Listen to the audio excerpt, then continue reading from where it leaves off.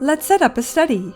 First, make sure to choose a location for your study free of visual barriers such as bus stops, large signs, or overpasses.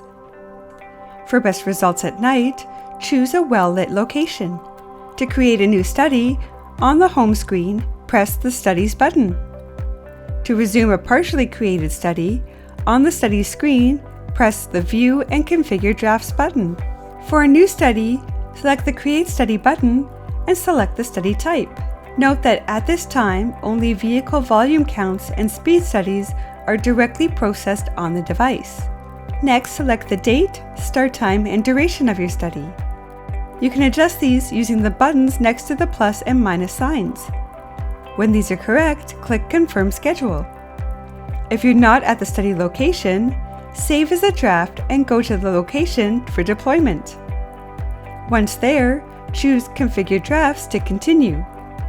If you're already on location, continue on to configure the camera. If relevant, you will see warnings if there is insufficient battery life or storage to complete the study. Ensure that the camera pole is fully extended and that it is angled down enough to avoid glare from light sources such as the sun or street lights. On the Area Focus screen, to ensure the most accurate capture of data, confirm that the traffic scene of interest is completely within the green zone.